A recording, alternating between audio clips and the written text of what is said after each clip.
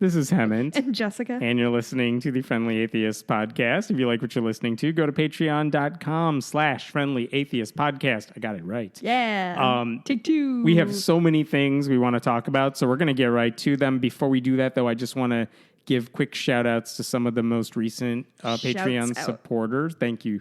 Yeah. Grammar Queen. We got John S., Amy A., John W., Amy Adams. Andrew V., Jonathan N., Sean G., Jorgen K., and Paco A. Thank you so much for your support. We really appreciate it. Thanks, guys. We really, really, really appreciate it. I wanted to start because this is the thing that's been on my mind for like 2 days running now, and it's not political in the least. Oh. So it should be then like you've the been least thinking about something that's thing. not politics. I know. It makes no sense. It's Ken Ham, and it's the attendance numbers. No. Hear me out on this. Okay. I'm going to give you... Here's the thing. He's lying about his attendance, and I think we caught him. He can't lie. He's a Christian. He'd get struck by lightning. I know. It's so called science. It has to do with Ark Encounter, his newer attraction, not the Creation Museum. But let me give you the quick rundown of what he has said in the past. Okay. Keep in mind, Ark Encounter opened in July of 2016. Has it been 2 years? They are celebrating the second anniversary this weekend. So it's been almost exactly 2 years to the day. And just to give you a quick reminder, like in 2014, he said, we're going to attract 2 million visitors a year. 2015, still before it opened, he said in a different place, we expect over 1.6 million guests our first year. Slowly backpedaling. Later in 2016, like a couple months after the Ark opened, he said we're going to get 1.4 million for the year. He told the Cincinnati Enquirer in October of 2016, we're going to get 1.2 million. I know. And then as that first year came to a close, now we're at a year ago, so they have the receipts now from like that first year. He told a Christian publication, we had a range we'll get anywhere from this many to this many, and we will hit the low end this year. Ooh, and by his number, that's what every businessman wants to say. We'll hit that low end. That was 1.1 million. Oh. And one of his colleagues told a mainstream news outlet that we expect about 1 million people to have arrived that first year. So like you're saying, about 1 million. Just entirely downplaying all of that, right? But here's the thing. We have no way to verify those numbers. They're not public for that first year. Can you explain why? Yeah, it's a private organization. Even though they're getting tax breaks, they're not... Basically, the tax breaks that they're getting from the state of Kentucky, if I have this right, it's been a while since I looked this up. If they hit a certain amount for that first year, Kentucky is going to give them money for it. And I think they surpassed that, and no one's doubting that. Okay. And so they hit their limit. Do we know what that... Off the top of my head, no. Okay. But they hit it, so whatever. Kentucky gave them a tourist number. But here's what we don't know for that first year.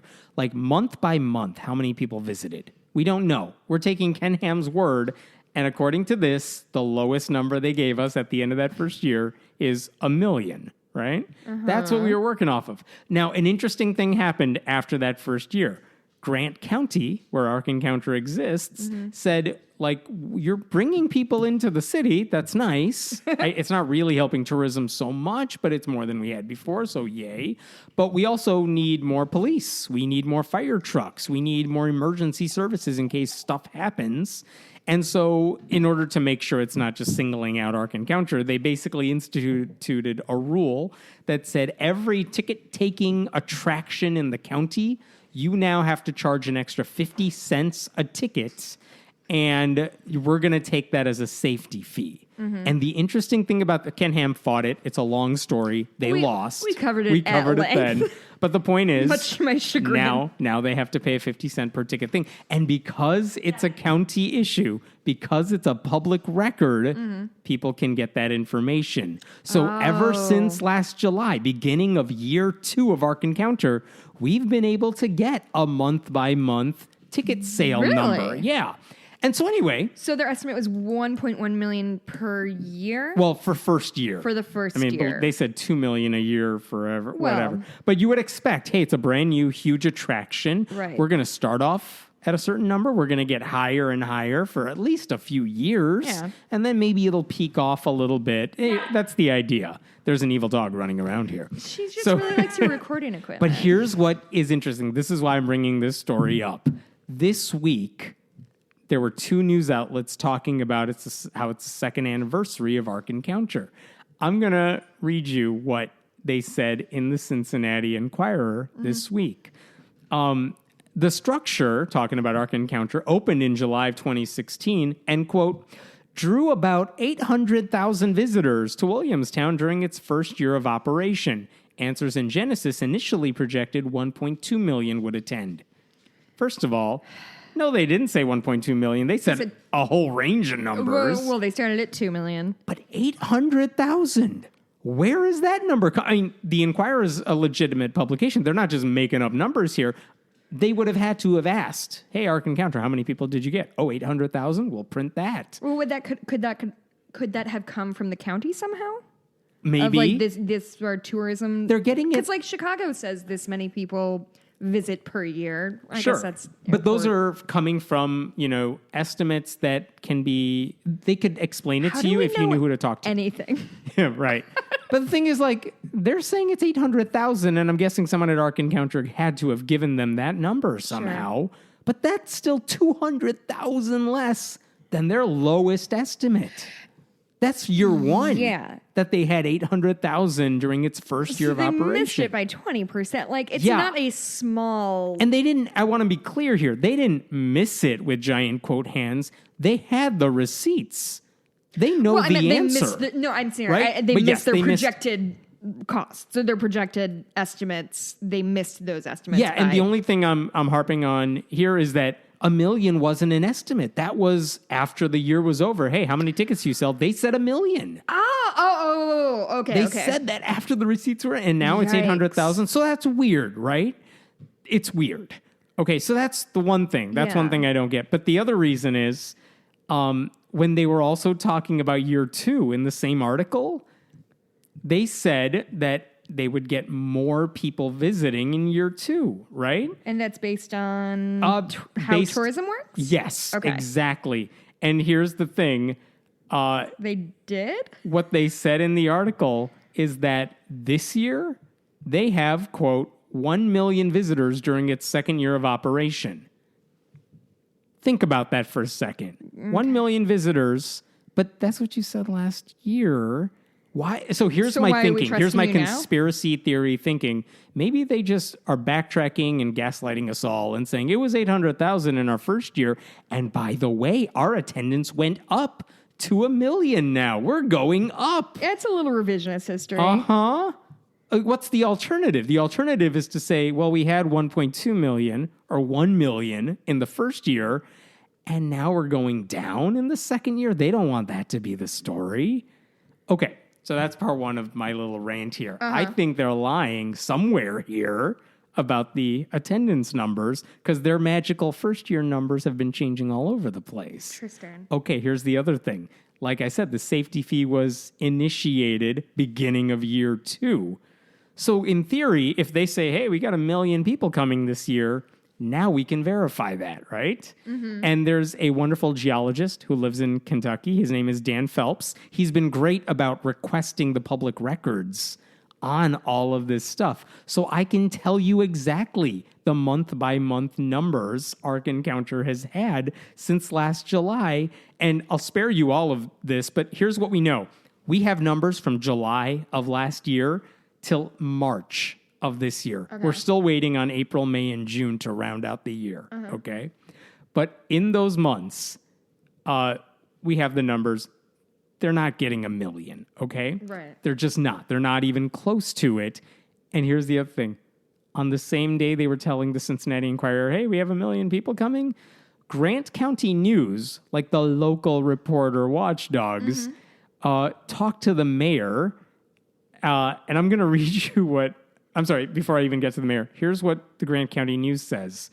Blah, blah, blah. They were talking about how Williamstown has had to... an editor. I know.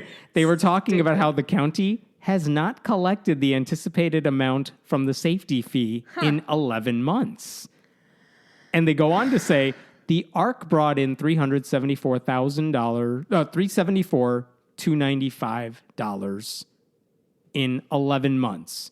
And what that translates to, Thank you. if it's 50 cents a ticket that goes into that number, we're talking 748,590 tickets sold in 11 months.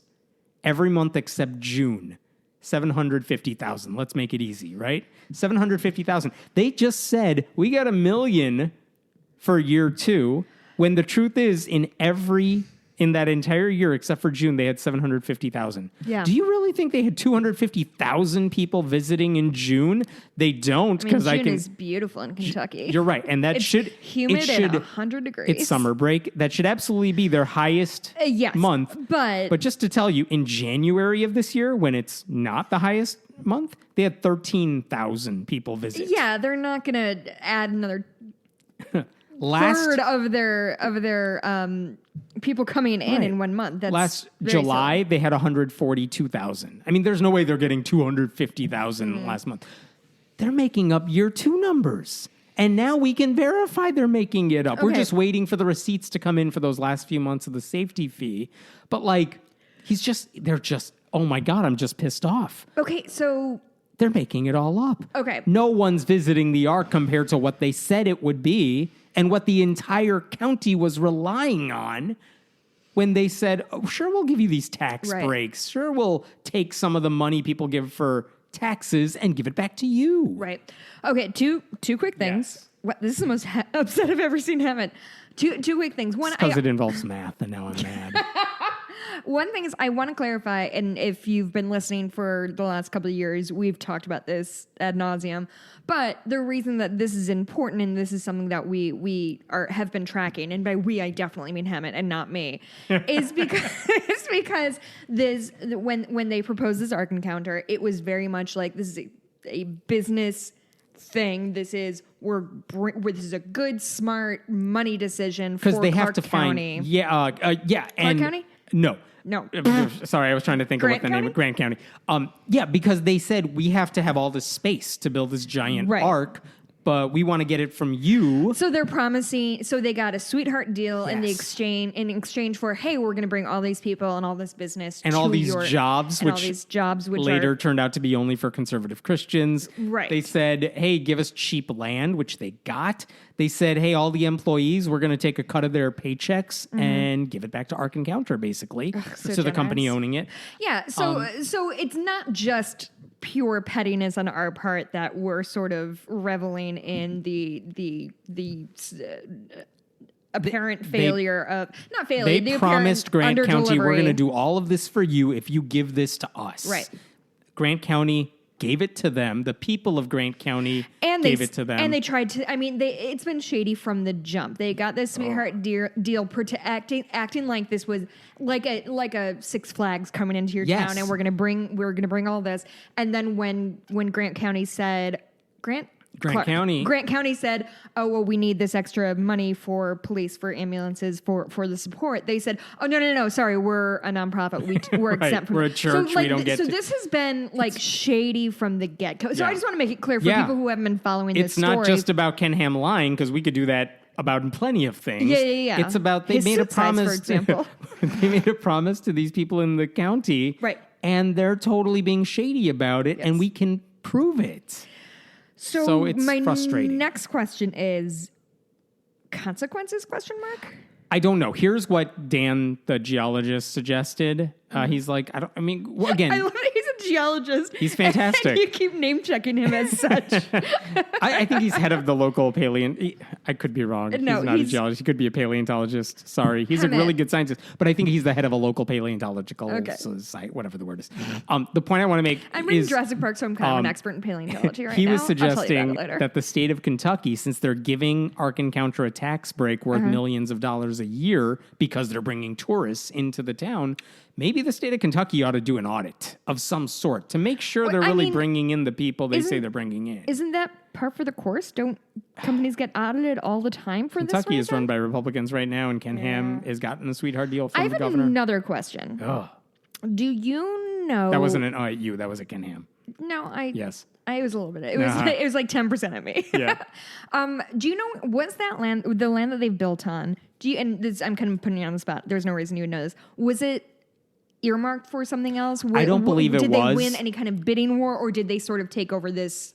No, they said, look, otherwise you haven't vacant. developed this area yet. We want to develop it into this thing that Okay. we're building. But if you let us do that, Right. you can build hotels and more restaurants, and we'll bring that So part there I was totally nothing understand. there. I just want to make sure it wasn't like a bidding war of like Cedar Rapids or the Ark Encounter. It's not like Grand County said Cedar no to Rapids? Great America and Six Flags. It's not like they said no to them and yes to Ark Encounter. Is Cedar Rapids the place in Cedar Ohio? Rapids in Iowa. Iowa. Is that the water park? No. I know what you're talking about. What is it? It's not Grand that. Rapids. Nope, that's Michigan. a town in Michigan.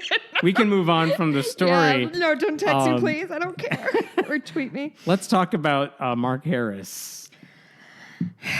Yeah. My close personal friend, Mark Harris. Uh-huh. So, Mark Harris.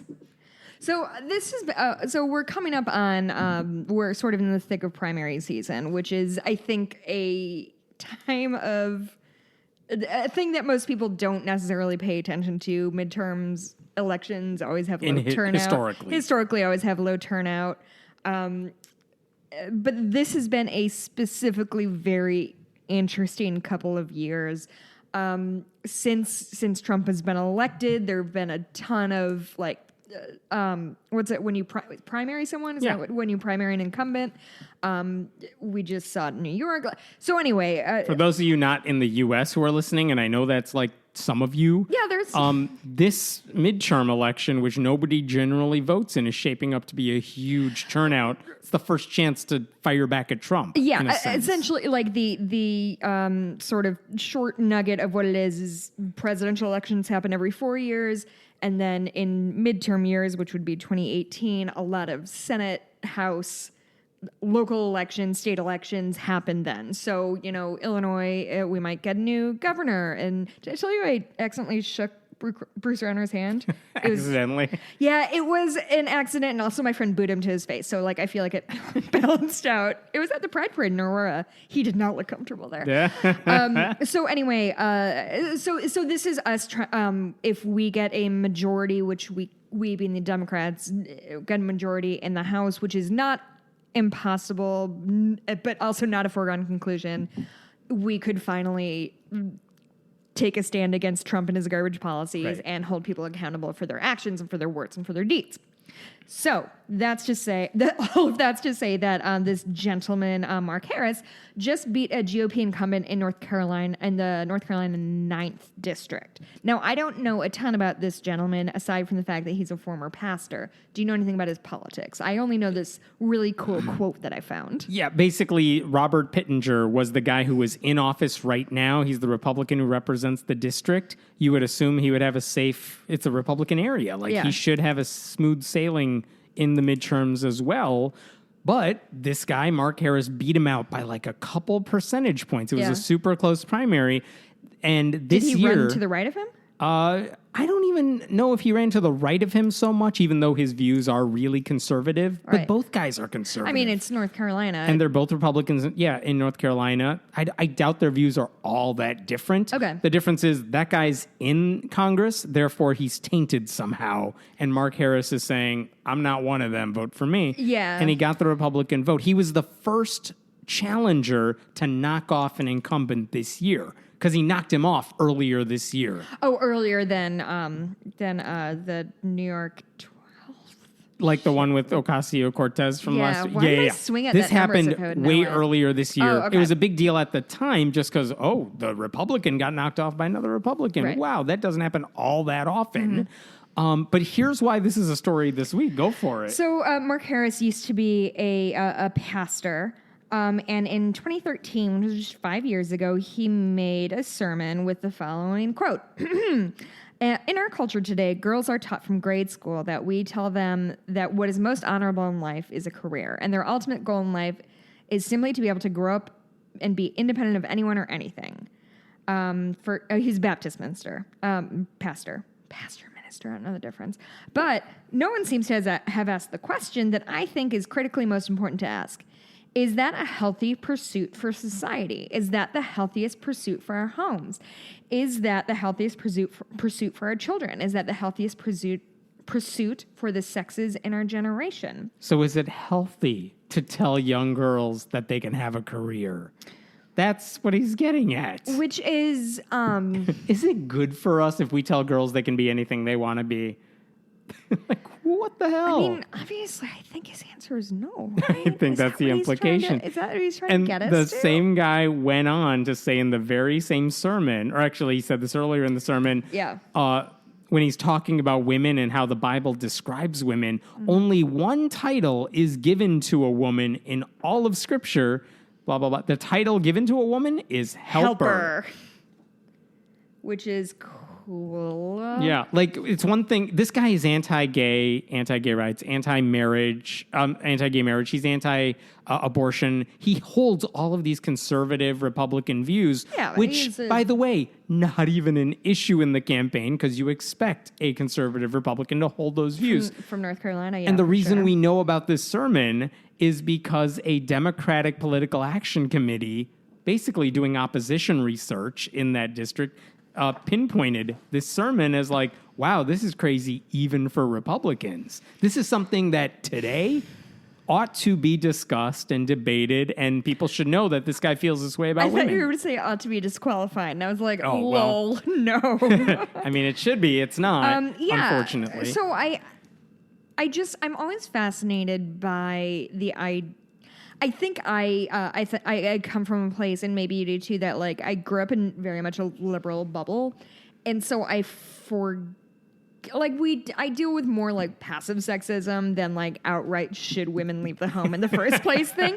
So I really do find it shocking that people still have these conversations, but further, not just the way this is framed to me is less about women should be wives and mothers, but like it's psychologically damaging for women to be out in the workplace or like it's what we call concern trolling, right? Like, oh, I'm just worried about your health, that's why I'm going to call you fat. Like, that's not, you're not worried about my health.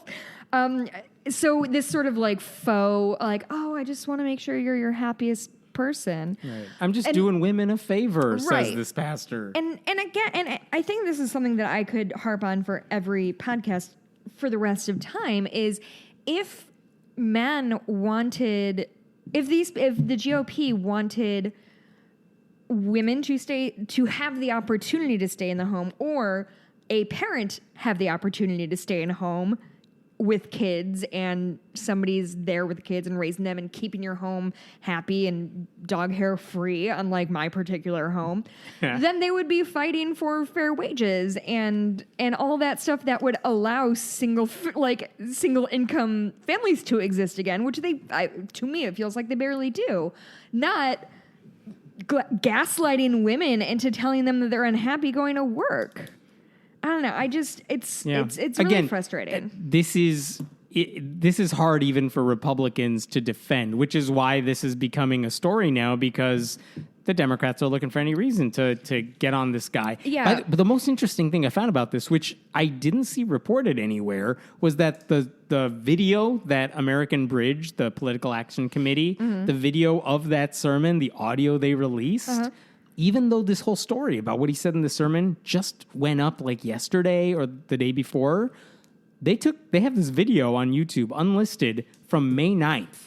They were sitting on this for about 2 months, waiting for the right time to strike. And that was after he won the primary. I was just about to ask that. I wondered the same thing. It was right after. So they knew this right after, but they held on to it for 2 months, and they just deployed it this week. Kind of surprised they didn't push it further toward November. Which means a couple things. One is they went have through. something They else? have more.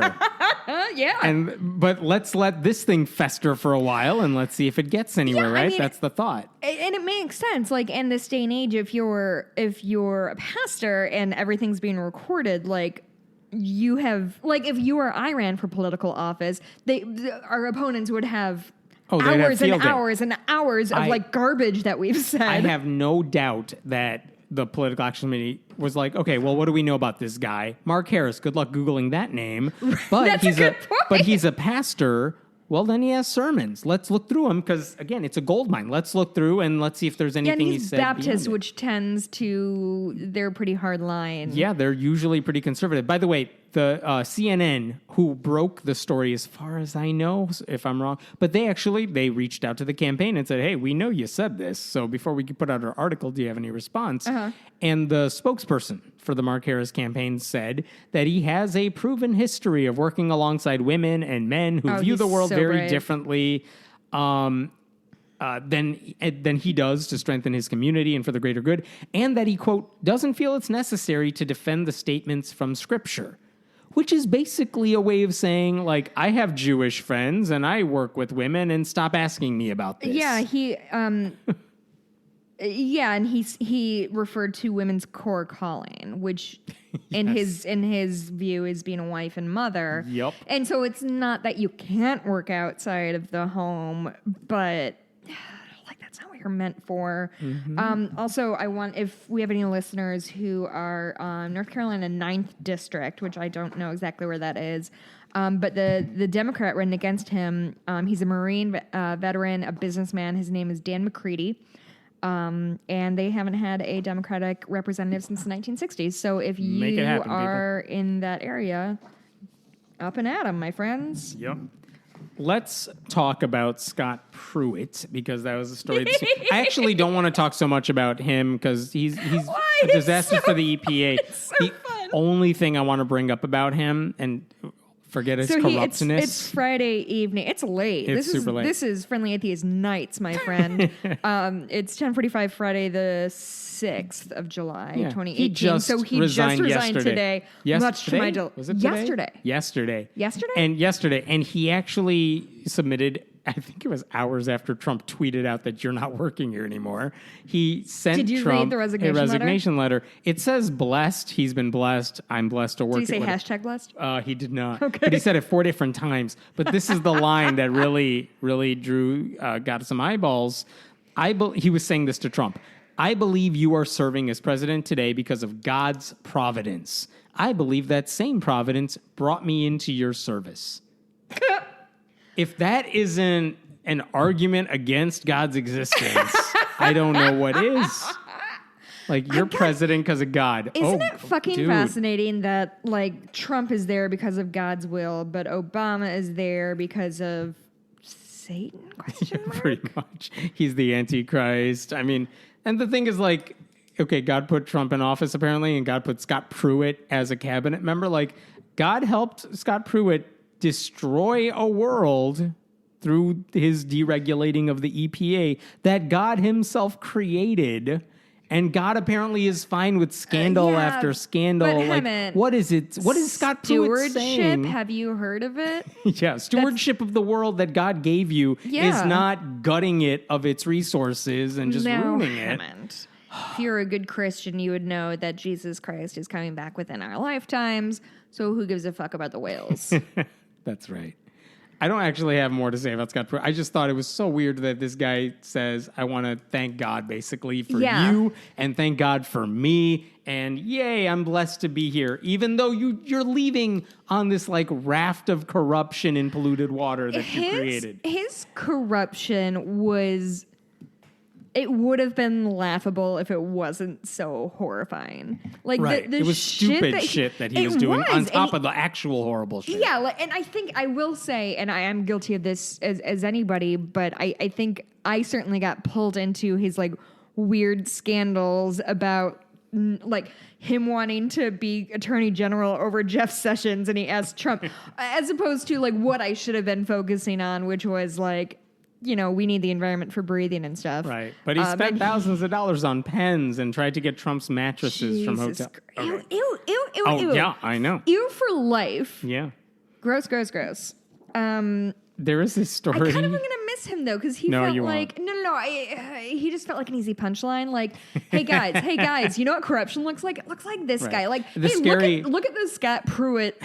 averse and tell me what's going good about that Scary conservative. Thing is his replacement, the temporary replacement, who will probably be the permanent replacement. His wife doesn't care for black people, I don't Oh, really? I don't even know all the details. I just know that guy is also anti all the environment stuff, What's his but name he's again? less crazy. Andrew something? I don't remember.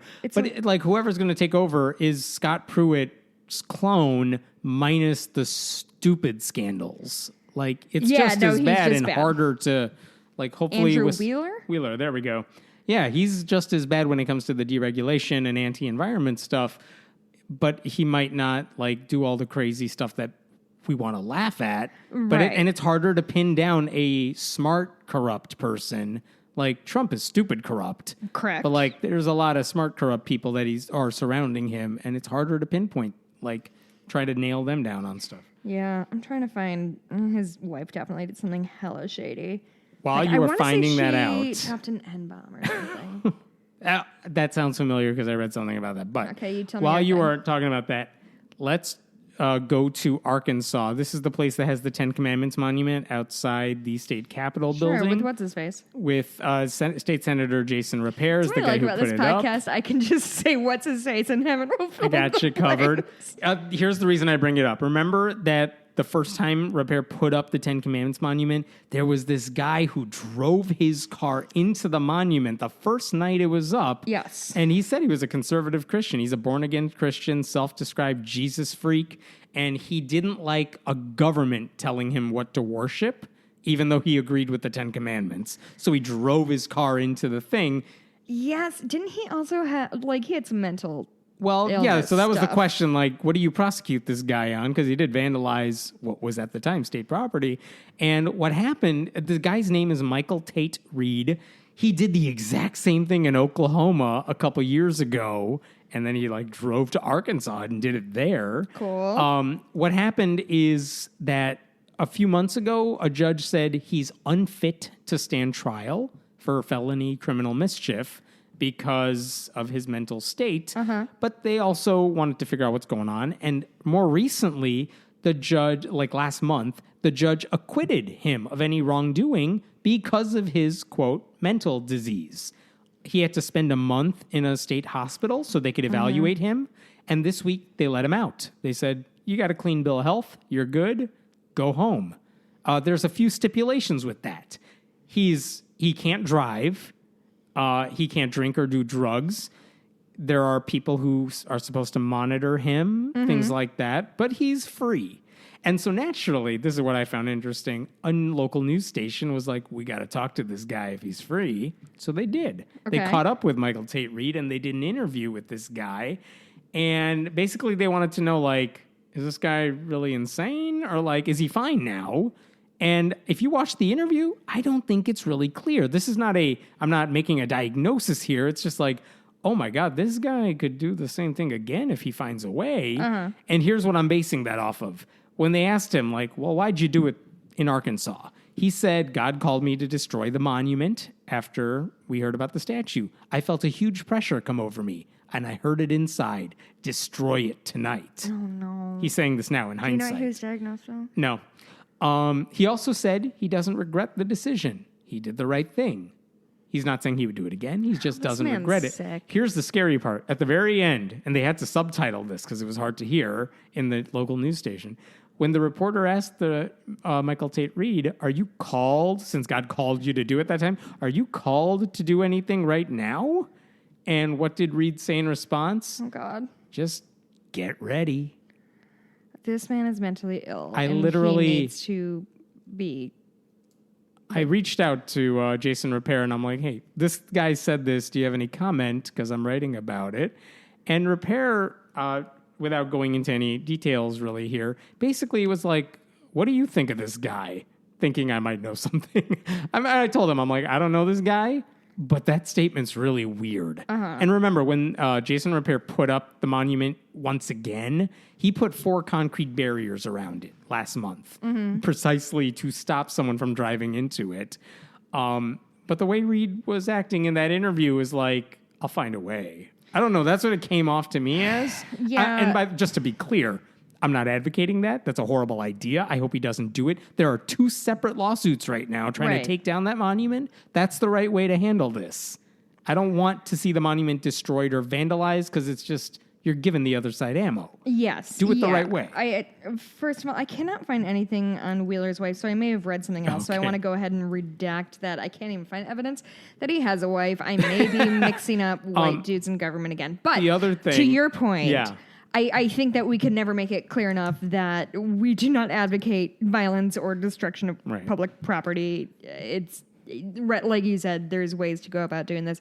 Also, this man sounds genuinely mentally ill, and I very, very much hope that doctors gave him a clean bill. That's why he's free. So not diagnosing here. No. But like, you're not repentant at all. You don't feel bad about what you did. You're not sorry for what you did. And that makes me wonder if you might find a way to do it again. And let's not pretend that our mental health care in this country is so great that somebody who is not potentially a harm to himself or others might somehow get out of the care of doctors. Like, I guess I'm saying I hope this doesn't escalate. I hope it doesn't. And I hope he gets the care he needs. Yes. By the way, in that interview with the local news, he was wearing a backwards hat, and on the brim that you could see on his forehead, it said Crunkster 430.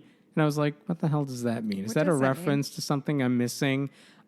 Maybe it is, and I didn't catch it, but I did find a Twitter account that said Crunkster 430 with his name on it. Oh, it's his own Twitter account? I assume it's his Twitter. There's only a few things on it, but the latest thing is his new profile pic, hashtag new profile pic, which says Michael for President, Freedom Campaign 2020. Couldn't be worse than what we have now. I honestly don't think it could. Do you want a happy story? I guess. Okay. This is from Virginia, and there's a city there, Radford. And here's the story. Radford, Virginia had an election for their city council. Mm-hmm. They had 5 guys on the council. And one of the things that happen if you go to their city council meetings is that they open their meetings with Christian prayers. And like only Christian prayers. They usually invite a minister to do it. But different kinds of Christians, right? Not even really. No, they have a Lutheran minister who usually gives it, or a local firefighter who happens to be the chaplain. So it's just the same kind of Christian. And if both of them, and by the way, they're not giving non-denominational prayers. They're saying, let us pray with amen. They are talking to Jesus. These are clearly Christian prayers, not prayers for everybody. And if they couldn't make it, one of the former council members would step in to give a Christian blessing. So every time, it's just Christian, Christian, Christian. Really got it covered. Yeah. But they had an election, and people were fighting for... So there were 2 things going on. There was a guy trying to fight the mayor for that seat, for one of the 5 seats. Uh-huh. And there were also 2 women running for city council. Cool. And that was more of an open slate. Like, just the top 2 vote getters get those 2 seats. And 2 of the incumbents were running, and 2 other women who were not on the council were running. Mm-hmm. Well, those 2 women won. Yay! And the guy challenging the mayor won. All right. And now you have a 5-member council, 3 of whom are new, 2 of whom are women, which is a celebration in itself because that doesn't happen in this town. Are any of them not white, not Christian? I think they're all white. I don't know what their religious beliefs are, but one of their first orders of business this week when they had their first meeting after getting sworn in was, hey, what do we do about the invocations? What? And Naomi Huntington, who was one of the women who was sworn in, made a motion like, we'll get rid of it and replace it with a moment of silent reflection. Hell yeah, Naomi. Get it, girl. Cutting to the chase, the other woman voted for it. The new mayor voted for it. Yes, so did one of the other incumbents. It passed 4-1. All right. Elections. And it would not have passed if those 3 were not there. Guys, local elections matter. They matter. They also saved the town from what could have been a lawsuit if anyone wanted to pursue it, because this is illegal, what they were doing. So it was a fiscally wise decision. Take that, That's right. GOP. I don't know. They could have been Republicans. I don't know their life. I did reach out to Naomi Huntington to see, like, are you an atheist? To hang out with me sometime? Are you an atheist? And, like, did you get any pushback? And I didn't hear back from her, just FYI. But well, Naomi, I hope she didn't get any pushback. She shouldn't have. Where? Tell me again what state this was. This was Radford, Virginia. Virginia. Cool. Mm-hmm. So I've got another thing about religion being shitty. Go on. Not to swing it back there. So, there's a woman named Agnes Hicks. She lived in Maryland. She died, unfortunately. And her family had wanted to have her service at the church where she was baptized. This was St. Mary's Catholic Church in Charlotte Hall, Maryland. MD's Maryland, right? Yes. Okay, thank you. I was 85% on that one, but yeah, Trying to think of what else it would be. Minnesota. Ugh. Go on. That was a dumb joke. I'm sorry. So the service is happening. It's going. They want. I should specify that. I actually don't know about Agnes Hicks, but her attendees were predominantly black, and everything was going fine as far as funerals go, until an attendee went in for a hug and accidentally knocked over a chalice. Now, my first thought was that a chalice is one of those like big. I'm picturing a bird bath. But a chalice is like a cup, right? It's basically a cup holding the blood of Jesus in the Catholic Church. So we're not talking somebody like fucking like sacked a statue over, like they knocked a cup off a thing. Do I have his name? Do you have his name? I'll find his name. You find his name. The proceeding is Breezy. Briese. Breezy? Bryce? Go. He said, he got real mad, and he said, quote, "There will be no funeral, no repast," which, do you know what a repast is, or repast? No. Because I don't know what that means. "Everyone will get the hell out of my church." Oh, yeah. Really? Just get the hell out. Yeah. Everyone will get the hell out of the church. He kicked out the family out of the place of worship. He kicked them out during the funeral. Sorry, I want to be clear. He made them remove her body. The woman who died, who wanted to be buried at the church where she was baptized, somebody knocked over a fucking cup, and they're like, right. no. And he flipped the hell out. The repast is like the reception afterwards that he said no. And basically, here's what the hell is he doing? Michael Breezy. Michael Breezy? Yeah. Okay, I just want to be clear. Not only did he kick them out, he called the fucking cops. Yeah. Dude, what are you doing? And in this case, the cops turned out to be wonderful. Chill. Yeah. They helped the family. Yeah. out. So the police responded to the call. The officers determined that family had done nothing wrong. Shocker. And they are kind of the heroes of the story. They escorted the family to another church in a nearby county. Actually, that's far away. I don't know where they were, if they were close to the border. Counties tend to be. Oh, yeah, that's a good point. In a nearby county, they finished the service.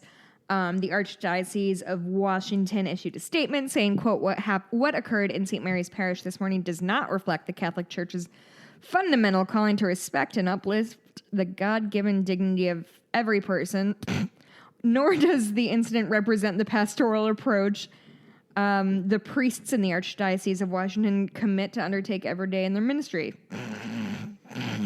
Yep. I should say, so later on, like a day or two after all this happened, he did write a letter to a local newspaper where he said, "I'm really sorry. I feel bad about this. It's not my fault. I'm just really racist."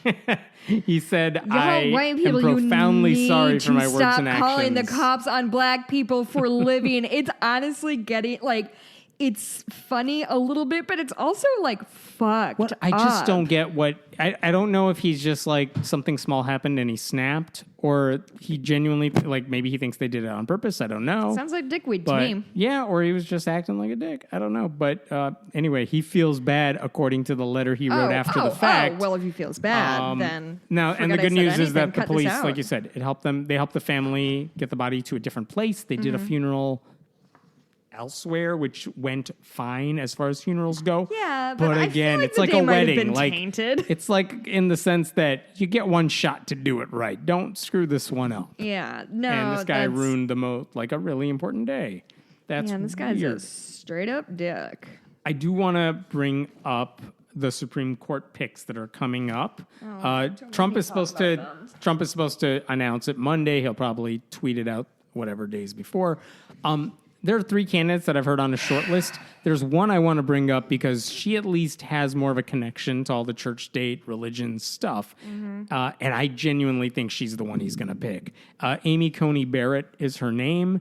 The reason I think he's going to do it is because pretty much all these people are interchangeable. The Federalist Society picked them ahead of time for him and said, just get someone from this list. And so they're all anti-choice. They're all super conservative people. Otherwise, they wouldn't be on that list in the first place.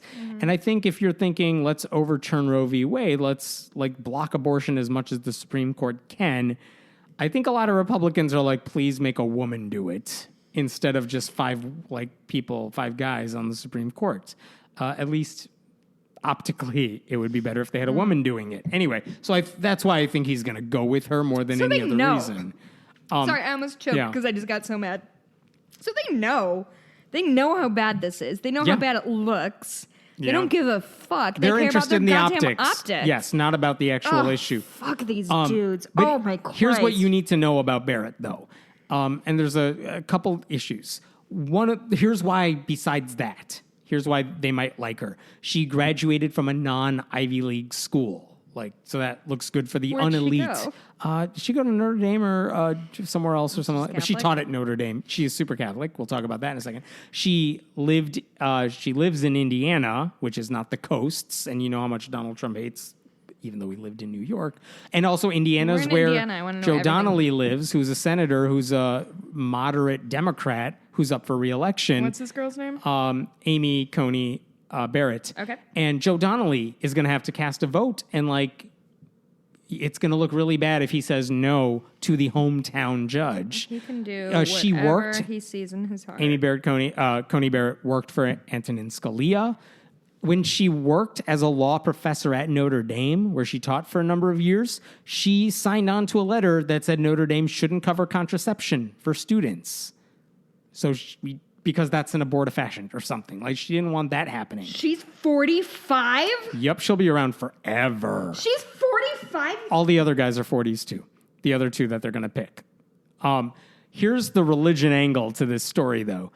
Barrett says she's a Roman Catholic. She belongs to a specific group of people, a specific sect that isn't affiliated officially with the Catholic Church called People of Praise.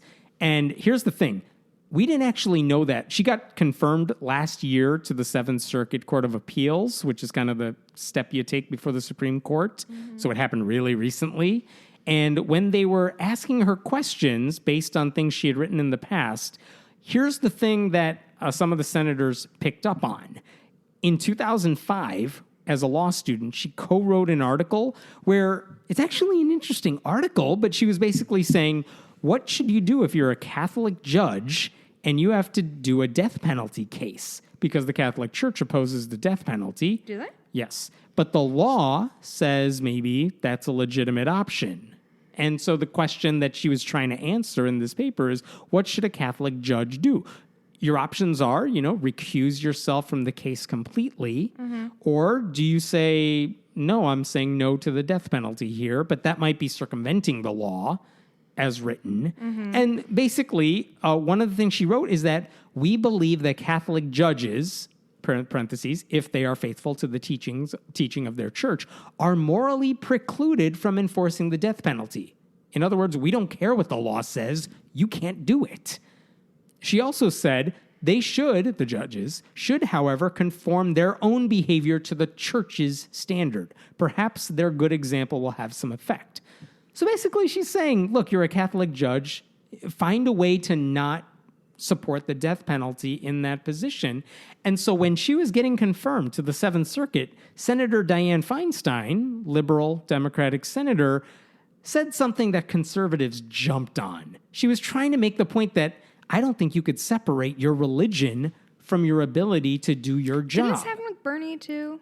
For Something a different similar? person. No, not this same person. Right. Yeah. And what Dianne Feinstein said is, the dogma lives loudly within you, which is a horrible soundbite. But basically she was saying, I think you're going to rule based on your religion instead of what the law says, and that's why I'm going to vote against you. That's the meaning of what she was getting at. Hammett, tell me which part was wrong. Nothing. Conservatives jumped on that saying, well, she's religious, so of course Democrats hate this woman. Well, yeah. She did get confirmed anyway. But here's the thing. If Trump goes ahead and picks her, that's what's going to be the issue. People are going to yell at Democrats saying, well, they're only going to say no because she's religious. And you can't ask her about her religious beliefs. She's Stuff going like to be that. on the bench for the rest of our lives. Yes. And After that confirmation hearing happened, the New York Times reported that, you know what, she's not just a Roman Catholic. She belongs to this group called People of Praise. And here's what you need to know about the People of Praise. I don't think I want to know. You've read Handmaid's Tale, right? Excellent. You've watched it, right? Here's the thing. Members of the group swear a lifelong oath of loyalty, called a covenant, to one another and are assigned and are accountable to a personal advisor called a head for men and a handmaid for women. You're lying Literally to a me right handmaid. now. Her mentor is a handmaid. The group teaches that husbands are the head of their wives and should take authority over the family. They also believe in prophecy, speaking in tongues, divine healings. Here's the thing. Is that weird? Oh, man, yes. Is it more weird than the other Roman Catholic people that are on the Supreme Court right now? No, they also have really crazy beliefs about God, too. We're just more used to them. I'm actually... what her religious views are, don't bother me. My concern goes back to what Feinstein was trying to get at. Can you rule independent of your judge? Are you capable of your religion? Are you capable of making a decision that might be different than what your church teaches? You know, can you say LGBT people have equal rights How is this when your different church from says no? anybody else who's Christian or That's Catholic exactly or right. Baptist It's a legitimate or Jewish question. or- It's a legitimate line of questioning that every senator ought to pursue. And here's what's going to happen if she gets picked. Conservatives, Republicans are going to say, you can't ask her any of these things because you're just attacking her religion, even though there are legit church-state separation questions that ought to be asked about her. And by the way, she's been... I say this, you know, in the broadest sense of the term. She's been really good about not leaving a long paper trail. That paper that I just mentioned about Catholic judges and the death penalty is from 2005. I think she was a law student in 2005. Like, don't go after me for things I wrote in college. My mind has changed a lot since then, so you can easily distance yourself from that. But even on the appellate court, she's only been there for a few months. There's very little you could say, well, she did this, and that's bad. How does some... I know I know alarmingly little about how this whole thing works. How does somebody with such a short tenure on that court get the tap? How does she get shortlisted? Because that's actually seen as a feature, not a bug, that she has such a short resume. Because you can't say, well, you voted against abortion, 10 years ago. But don't we want it? If you're the president... and you were picking your... Don't you want someone you could say, well, you did all these things in the past. You're not a blank slate to me. Yeah. You're someone who I have a paper trail of saying you did everything right, so I want you. This is what I'm looking for in my replacement judge. Why would you want somebody who's been there for 2 months? The two other men that he's considering have this long list of opinions they've written, and there's... on a scale of 1 to 10, how much would I hate them? Oh, you'll hate them. No, they're really bad. And they have a paper trail, maybe not necessarily like hardcore is abortion legal or not, but tangential to it. Yeah, they have a lot of that. And again, the reason you might want to pick this person if you're Donald Trump is because you're not worried about a blank slate, because the Federalist Society has already vetted her and said, we know she's conservative. We know she would overturn Roe versus Wade. We know she would be against gay rights and everything liberals like. So if you pick her, you're fine because we already know her. Hint, hint, wink, wink, nudge, nudge. She doesn't have to have a paper trail, and she doesn't. So it's a lot of, we've talked to her friends, we've talked to her colleagues, we kind of know where she stands on all these issues, even if you can't ask her about them. So like Donald Trump said, I met with these people, and I think some reporter asked him well, did you ask them about their abortion thing? He's like, no, we never got into it. He could be legitimately telling the truth when he says that, because he didn't have to ask her about it. Well, it's not like he's done any research on his own. That too. But that's the thing, he doesn't have to ask them. The senators don't have to ask if she's for or against abortion. Republicans, when they're grilling her during the Senate confirmation hearings, if that happens, they don't even have to touch this issue because they already know, wink, wink, nudge, nudge, Federalist Society said she's cool. What can they... I don't know. Anyway, I keep trying to take my headphones off because I don't want to hear this anymore, but I can hear your voice actually across the table. You're welcome. I'm so tired. Aren't you tired, Hemant? Yeah, completely. And again, I have less at stake, in an abortion issue than everyone else does. The thing just to bring up, look, I'm all for the Democrats doing whatever it takes to not having her do this, to not voting for whoever Trump nominates. And dude, go low. Block them however you want to. If you're Susan Collins, the one senator they think they might be able to pick off because she says she's pro-choice. I'm sorry. How do you do it, though? Because she says, like, I'm not going to vote for someone who's against Roe versus Wade or who thinks that's not But if they precedent. don't ask the question, how could she possibly know? That's exactly right. By the way, one other thing that Amy Coney Barrett wrote, and this was in 2013. This is not that long ago. She wrote in a different paper that legal precedent could be called into question if the judge felt that the previous decision was wrongly decided. Here's her exact quote. Soft stare decisis, legal precedent, helps the court navigate controversial areas by leaving space for re-argument, despite the default setting of continuity. Which is like, yeah, if slavery was wrong then, we need some space to say it's okay now. But in abortion, she's basically saying, yeah, it's been tradition for a while, but like, we need some space because maybe it was wrong. She's giving herself, like, this is what you would say. Yeah, because we know one thing about history is it tends to get, it's super liberal compared to the present.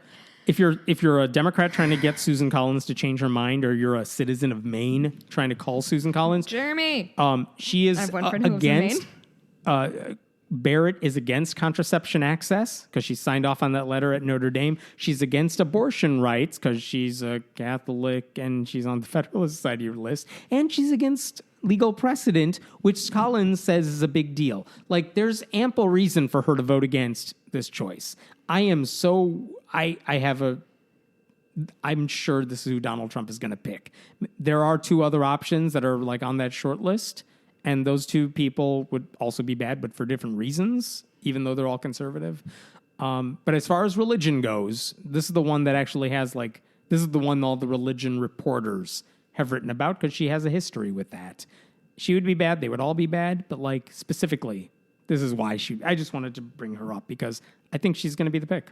So, yep. You seem very upset. I'm not happy. Yeah. Hey, listeners with uteruses, get your IUDs like ASAP. Like, this isn't a bit. This isn't a goof. Get your abortions now. Get gay married now. No. With absolute sincerity, like, my Facebook feed has blown up with people being like, "Who has an IUD and do they like it?" A copper IUD will get you through like a decade. I don't have one. I can't speak for it. I have a Skyla IUD. It's okay. It only lasts 3 years, so it won't even, it's not great. So, Hemet, I swear to fucking God, if I could tell you how many texts and shit I've gotten from women, like, hey, do you like your ID? Like, many women are in full-on panic mode. And, like, what country am I living in? And again, a lot of this is if they overturn it, it's going to go back to states in a lot of places, and some states are going to make it all but impossible for people to obtain to get abortions. And right now, by the way, if they haven't already, a lot of the states that have Republican legislatures, they're drafting bills for next year, if they're closed for session right now, so that abortion is banned. Basically saying, we know the Supreme Court says you can't do it right now, like you can't ban it. We know what the Supreme Court says. But if they overturn it, it's going to go back to us. So we're going to have a law in place to make it illegal if we can do it. And in one example that I didn't get the details yet, in one state they were like, yeah, we'll only ban it except in the case of her life. Like if her life is in danger. Noble. Rape, incest, those are not exceptions to that rule. So, I mean, this is going to be bad, especially depending on where you live. And it's going to happen for anybody he chooses if it's from that list. So I want to move to a different topic. Otherwise, we're just going to be really bad by the end of the night. Really quick follow-up from an old story. Remember Paige Patterson, that Southern Baptist seminary guy? Yeah, I do. Who was like, hey, if you're in an abusive relationship, women, don't get divorced. Just stick it out and pray. Fuck that guy. Remember that the Southwestern Baptist Theological Seminary, at first they said, I hear the pouring. The trustees at the seminary said, you're fired, but we're going to keep you on as, what do they call him? Like the president emeritus, and we're going to keep giving you a paycheck of sorts and all the perks and benefits. And then women came forward to news reporters, religion reporters, and said, when I was a student at the seminary, I was assaulted, or I was raped. I went to Paige Patterson, since he was the president. I told him about it. And what did he do about that? He told me to basically keep it quiet, don't report it to anybody, things like that. And then, only then, did the trustees say, you're fired and you're not getting anything from us. So it was the right decision after all the wrong ones, right? Mm-hmm. Here's what's happening this week. Donors to the Southwestern Baptist Theological Seminary are furious that they got rid of him with no benefits at all. And so a group of about 24 donors. Isn't it how funny how concerned people get about these like rich set up dudes, like, oh, he's not going to have his finishing benefits for like a week. That's exactly what's happening here. But like people don't have enough food to feed their children, and they're like, well, have you tried praying? And and they don't care about the women who came forward apparently at all. The 24 donors who have given millions of dollars to the seminary and were probably going to give tens of millions more in the future, as like leave it in their will sort of thing. Sure. They wrote a letter. They wrote a letter to the school, basically saying that unless you give him back those perks and benefits and that title, even if he's not president, if you don't give him back those perks, we're not giving you any of those tens of millions of dollars. We're holding it back until you do what we want you to do. So what I'm hearing him at, and please correct me if I'm wrong. You're right. But these people don't give a fuck about women who have been assaulted. No. They do not give a fuck about the mental and physical anguish that they've experienced since. No. They don't care about the trajectory it sent their life upon. What they're concerned about is a man who ignored victims who trusted him enough to come to them with one of the most horrifying and personal things that could ever happen to you. And he said, you're fine. Mm-hmm. And the hero of the story is that guy. The school did not respond at the time that this article went up on the Washington Post website. Because they couldn't think of anything fun to say? And I mean, they couldn't spin this one? I know. What I don't get is, like, there's a clear right answer here. Especially, they could make lemonade here. If all they have to do is take that letter, here's my idea. You take that letter, you turn on the camera, you burn that letter on camera, and you say, we care about women who go to our school far more than any amount of money you give us. Yeah, but the Bible says you can't lie. And they would get goodwill from the donors who actually like what they did, and strangers who don't even know who they are would be like, yes, you're doing the right thing. They could maybe make back a lot of that money. They didn't do that, and I don't think they will do that. But as far as right now, they haven't issued any response that I know of publicly. So there's that. Cool. Why don't you talk for a bit? I was going to say it's a nice story, but is it? Oh, you know what I want to talk about before I was going to talk about I'll talk about it quickly. There's a church in Indianapolis, Christ Church Cathedral. And they have taken a stand against the immigration crisis that's happening right now in the United States. They put a statue of Mary, Joseph, and Jesus and put it in a cage. They tweeted, on our lawn tonight, we placed the Holy Family in #ICE detention. The display also has a sign saying every family is holy, and its Spanish equivalent, Cada familia es sagrada. I don't know what you just said. It's the Spanish translation of. I'm sorry, you guys. I took Spanish in high school. It didn't stick. They also said the following: we pray for these families separated at the border. May God protect them and watch over them. We heard a lot of Bible quoted, people trying to say what Scripture justifies and doesn't justify. This is from Stephen Carlson. He's the dean of the Christ Church Cathedral. Quote, our sacred traditions are crystal clear. People who come to us for safety, for refugee, for refuge, are just like everyone else in our families. Our job as faithful people is to welcome people with mercy. Our religious images are supposed to remind us where God's heart is. God's heart is compassion with people who are in need, and our heart should be there too. So cool. Thank you. Thank you, Christ Church Cathedral. That it makes me feel good that a church is throwing their weight behind a good cause instead of doing fucking backflips to try to justify what's happening. I've got That's the church doing a good thing. Yeah, I've got one more thing, and then I've got a couple listener mails. Or do you have? I got anything else? two more that I want to bring up. Okay. Quickly, I just want to talk about Dave Eggers, who wrote a piece called "A Cultural Vacuum in Trump's White House." This really isn't necessarily; it's pretty tangentially related to what we do here. But I read it and I thought it was extremely compelling.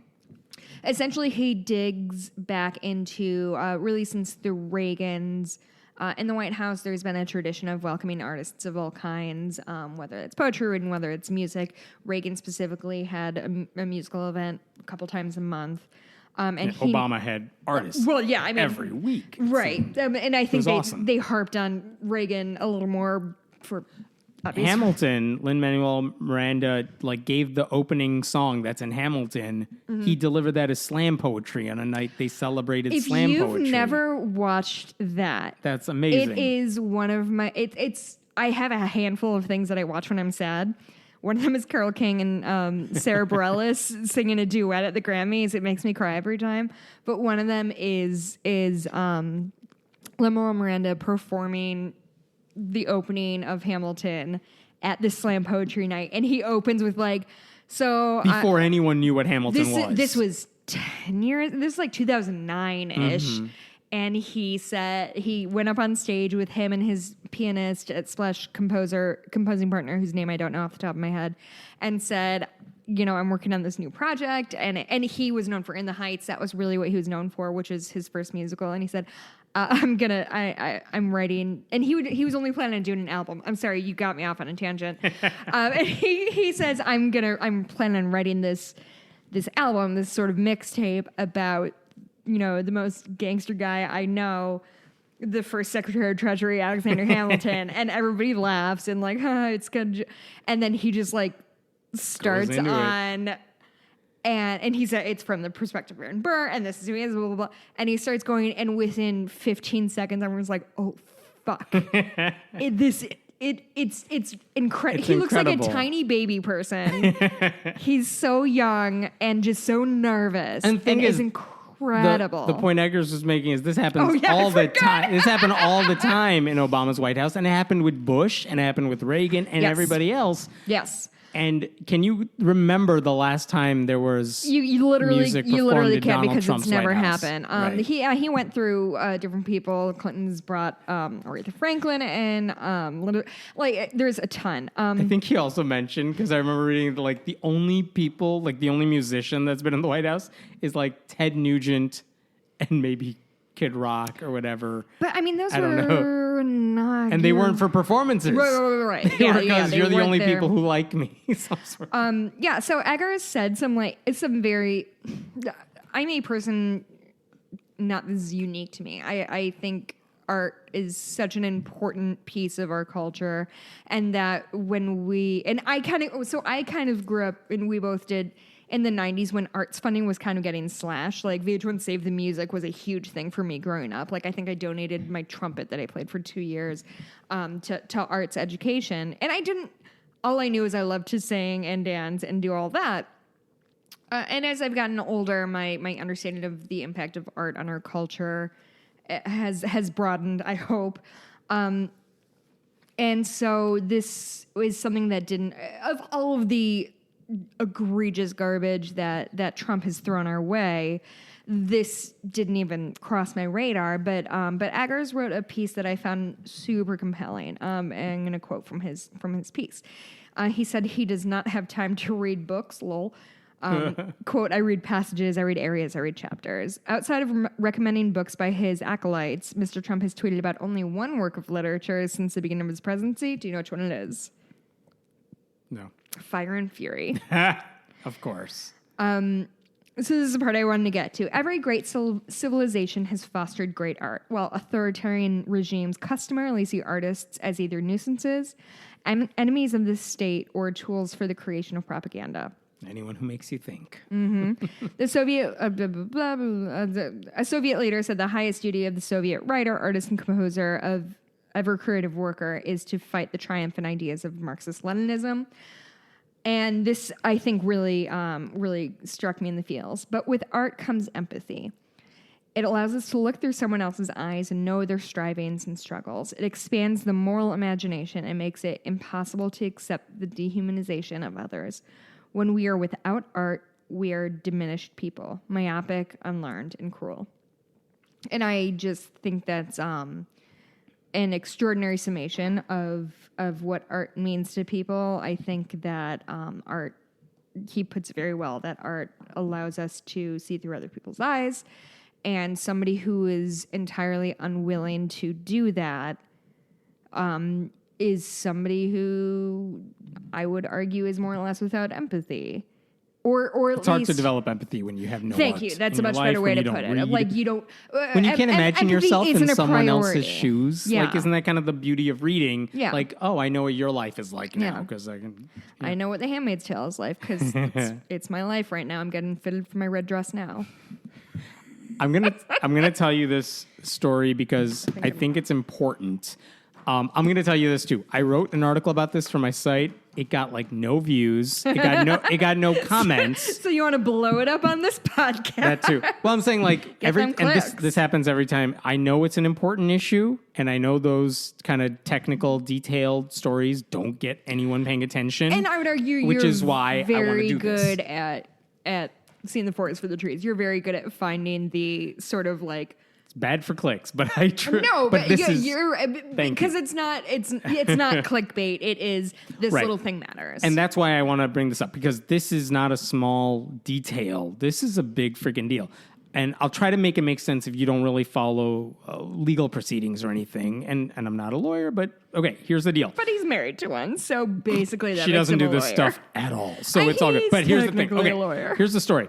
Or here's what you need to know about legal stories. If you file a lawsuit for the sorts of church-state separation cases we talk about, there's a district court you go to. Hopefully you get a win there. Mm-hmm. But if whatever happens, someone can appeal it. Then it gets bumped up to the next level, the appeals court.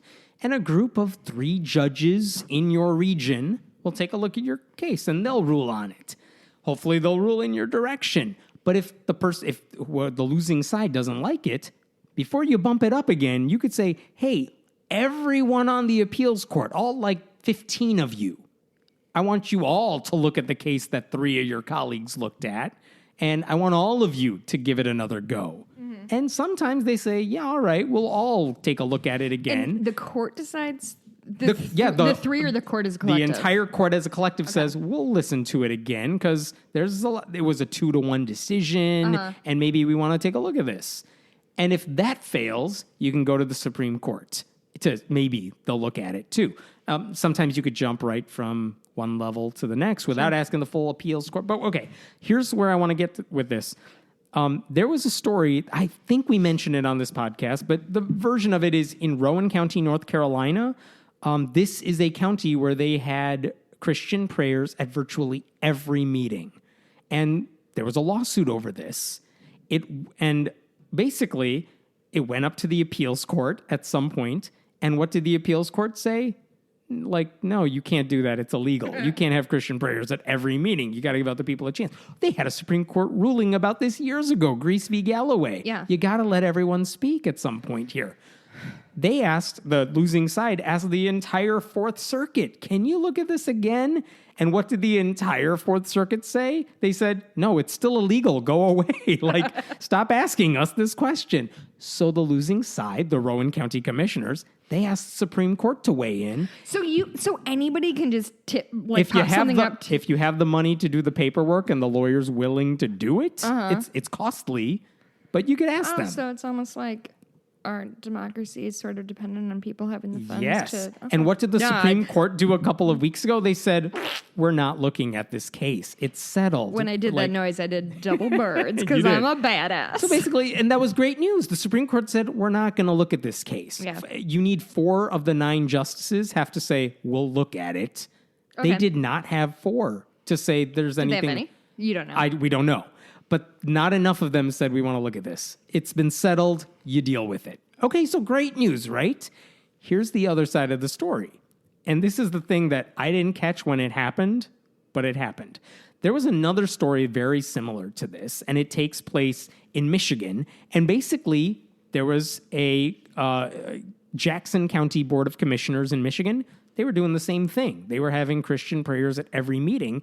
And one time, a pagan named Peter Bormuth said, I want to speak. And this, what you're doing is a violation of the law. He's saying all the right things. Mm-hmm. Not only did they say no, one of them literally turned his back on Bormuth as he spoke. Whoa. They basically mocked this guy during meetings. They called him a nitwit. Another okay, warned. that feels borderline unprofessional. They even said, we're not going to invite other people because they might express non-Christian religious beliefs. Another board member said, the lawsuit that this guy filed is an attack on Christianity and an attack on our Lord and Savior Jesus Christ. Sure, that sounds like what he was they saying. don't want any non-Christians praying. So the pagan guy who's suing them was totally right. Yeah. So guess what? A district judge basically says, the county's right. They don't have to let you speak. What the hell? What? Dude, what are you doing? So Bormuth, the pagan, with his lawyers, I think he represented himself maybe, but they asked the appeals court. This time it's the 6th Circuit that covers Michigan. Can you guys look at this? And guess what? The 3 judges assigned to that case, 2-1, they said, no, the pagan dude is right. Whatever you guys are doing in this court is totally wrong. It was a 2-1 decision, though. But they said, no, you can't have these Christian-only prayers. That's good news, right? Yes. So what does the losing side do? What does the Jackson County Bump it commissioners up do? to- They ask the full court to weigh in. Yeah. Hey, entire appeals court, look at this. And they say, all right, we'll take a look at it. Really? They did. And this time, Hammett, Uh-huh. how does this happen? for whatever reason, they didn't like the reasoning they were how using. clear... Okay, go Yeah, ahead. No, well, finish your thing. The entire 15-member 6th Circuit, they overturned the earlier ruling. They ruled 9-6 to say the county's right. And here's what they said. The county is not endorsing Christianity No. because the county's policy is anyone who is elected to office can deliver the invocation. Even though we're all Christian, it's not stopping we're not stopping the pagan guy from getting elected one day, and then he can deliver the invocation. So dog. their reasoning, the full 6th Circuit said it's possible a non-Christian could be elected and then do it. So they're not doing anything illegal. So what they're saying is anybody can do an invocation if they are If you're elected, and there is the door is open for anyone to be elected, so it's not an establishment of religion. That was their argument, okay? Twats. But the thing is, when you say we're going to have Christian-only prayers, you're kind of implying that non-Christians, there's something wrong with them. You're making it harder for non-Christians to get elected because you're already saying we don't accept them. That's coming from the government. Yeah. So that's the argument on the other side. So again, what do you do if you're in the pagan's position? Pack your bags and move away. You say, well, maybe the Supreme Court will look at this because not only do I think the reasoning here is wrong, but the 4th Circuit is going through the similar thing, and they said those types of prayers are illegal. So now you have 2 appeals courts saying very different things. Right. That's the ingredients you need for the Supreme Court to step in and do something about it. Even though it's a conservative court, but Kennedy was on it. You're like, maybe this will go on. Okay, but that's kind of the thinking that goes here, right? Frustrate you? It's a conservative court. Totally frustrating, seems but extremely everything, black and white. everything is Okay. strategic about this. Yeah. But again, You're right. they asked the Supreme Court, will you look at this? What did the Supreme Court do? They said, we're not looking at this case either, which means the earlier ruling stands, which means in the 6th Circuit, those commissioners can deliver Christian-only prayers. Cool, So guys. here's the thing about this. Normally, when the Supreme Court says, here's our list. They issue these lists on days when they issue decisions. We always hear about how do they rule on certain cases. What doesn't usually get reported is they also issue a list. They're saying Of things they're not going to... of things we're going to look at in the future. So this is how we know cases are going to be heard by the court. And here's the long list of everything we're not listening to. Well, on that list, one day a couple weeks ago, was the Fourth Circuit from Rowan County and the Sixth Circuit case from Jackson County. They were both saying, we're not listening to any of this. And usually that's all you get. One judge wrote a specific piece, like a specific response to this particular issue. They don't do that for all of them. No. One judge said, you guys, what the hell? We need to look at this because we got two competing appeals courts saying very different things. It is our job to step in and do something about this. You know who that was? Don't tell me. Clarence Thomas. What? Sorry. Clarence Thomas. I'm so sorry. That was not what I was expecting to happen. That was my reaction too. And he was joined by Neil Gorsuch. Yeah. Who said, I agree with everything. Upside down? Who said, I agree with everything you're saying. Now, and here's what Clarence Thomas said. I'm quoting him directly here. The Sixth and Fourth Circuits are now split on the legality of legislator-led prayer. State and local lawmakers can lead prayers in Tennessee, Kentucky, Ohio, and Michigan, but not in South Carolina, North Carolina, Virginia, Maryland, or West Virginia. This court should have stepped in to resolve this conflict.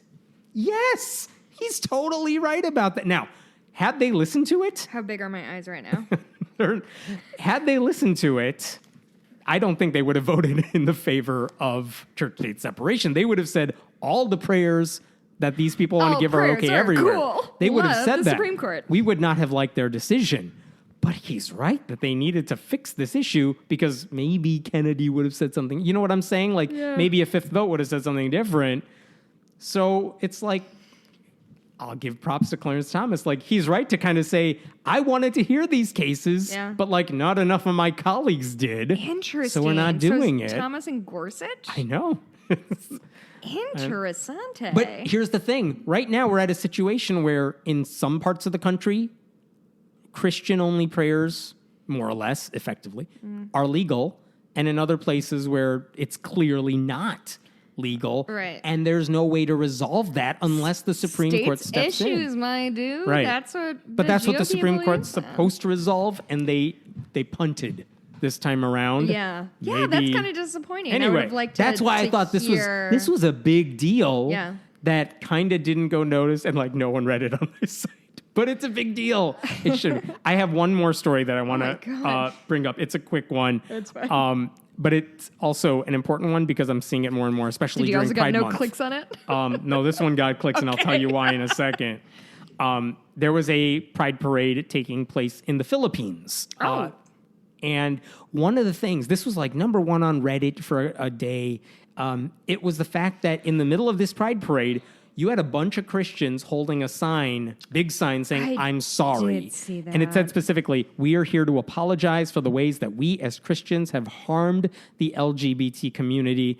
If you read the comments on that Reddit post, everyone loves it. It's like, thank you. Are you going to have a hot take about it? Here's my hot take on it. Yeah. Which is, no, don't fall for this. It's a lie. It's a prank. Like, no, that's the wrong words for it. Don't get suckered in by these people. Because I've also seen pictures of, a man who is clearly in the parade. He's gay, hugging someone holding a poster that says, I'm sorry. That went viral years ago. There's similar cases of billboards going up saying, I'm sorry for what Christians have done to gay people. Hammett is not falling for your trap. And here's why you shouldn't accept that at face value. Ask yourself, what are they sorry about? Because what they're sorry about is that Christians have a bad reputation. And what they're sorry about is that some Christians act really horribly.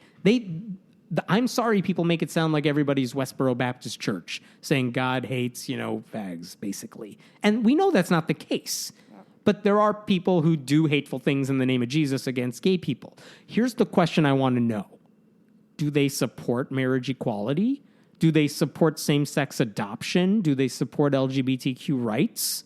They don't say that on the poster. Yeah. Do they do they think homosexuality is a sin. Maybe they do because they think everything is a sin. But do they think that two gay men who are married should have sex because it's within the confines of marriage? Because a lot of evangelicals will tell you it's wrong no matter what you do. Catholics will definitely say that. Right. They think it's immoral no matter what. And so the question is, do you think homosexuality is a sin? Do you support LGBTQ rights? Right. We do not have the answer to those questions, not on that poster. And anytime someone's holding that poster, you need to get those answers before you accept their apology. Yes. That's my little soapbox. No, rant. I think you're 100% right. I think I know you. It's so tempting. I want to give them credit because Yes. it seems like they're doing something nice. But the thing is, I don't know what you're apologizing for, and you don't deserve credit because, like, you holding the poster, you didn't do anything to me. Don't apologize for other people unless you're telling me, like, I'm working against my church that opposes you, and I'm trying to change them, and I'm working for your rights, and I'm fighting for you. That's a real apology because you're making up for it. Just saying, I'm sorry, but I still think you're a sinner. I'm sorry that people yell at you. I'm going to nicely tell you you're going to hell if you're in a same-sex relationship. That's what I'm seeing in these posters. God, I mean, I can't disagree with you. You make your points all are solid. For me, just a couple weeks ago, I went to the Aurora Pride Parade in Illinois, which is our first Pride Parade. It was 97 degrees out. It was so fucking hot out. And I would say 1 out of every 3 groups were a church. I believe that completely. And if they're genuinely, that's my question: is do you see that like this church is marching this parade, which presumably they paid for it, and that's going? Do you think that is a better step than I'm holding a sign saying I'm sorry on behalf of Christians? It's not better that they're participating in it, but No? my guess, only a guess, is that a lot of those churches are progressive churches. Yeah, and also we live in an area that like being a progressive church is not unusual. Right. And they probably do support LGBT rights. Yes. And they probably don't think homosexuality is a sin differently than straight people who do the same stuff they rail against. That is fine. We'll have debates about other stuff, but like I know your heart's, at least when it comes to LGBTQ rights, you're fighting for the right side, right? Yeah. I'm fine with that. My disagreements are separate, right, from all of that. If they said I'm sorry, I would understand that. And if you're an LGBTQ person, like, I would understand if you hug those people and accept that apology. Yeah. Fine. But usually the people holding up these signs, they're doing it because they're evangelicals trying to, like, get a photo op. Wait, you say that usually when they're doing this, is that based on anything, or is that is that you being mad at these people? No. The couple times that they've publicized it to the point where I know which church they're a part of, because that became easy to spot. You can look up what they believe. So do you think they're just trying to bring people into the fold? I think they genuinely feel bad that gay people, like Christians, treat gay people badly. Because I've heard anti-gay. I mean, pick the most anti-gay pastor you could think of on the media or whatever. I guarantee you that all of I'm thinking of Robert Jeffress right now because he's a Trump supporter on the news all the time. He has no LGBTQ people like this guy, right? For good reason. He will be the first to tell you, I don't want people to treat LGBTQ. I love gay people. I hate people. their sin. Right. He pushes that thing. He's saying, I'm sorry if you've been treated really badly. I'm not going to treat you badly. I just don't support your marriage, in big quotation marks. Right. That's what he'll do. And you shouldn't accept that. And like these signs are the same thing. So I'm not saying it's bad. I understand what they're trying to do. I know why I want to like that. Yeah. But, and again, I'm speaking as a straight cis guy. What do I know?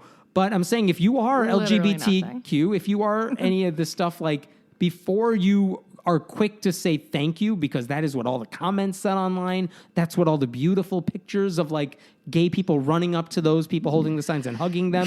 Yes. Don't give them that because they haven't earned it, right? Like, yes, don't let them do that. And I would say to sort of piggyback off that, a friend of mine. Tell me you're sorry, and here's what I'm doing to make up. That's exactly what I was going to say. A friend of mine said, like, hey, my friends and allies,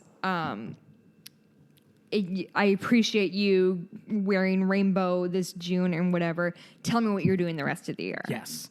Or at least if you're going to say I'm sorry, put a big asterisk next to it. Right. Yeah. So we know you don't right. really mean because it.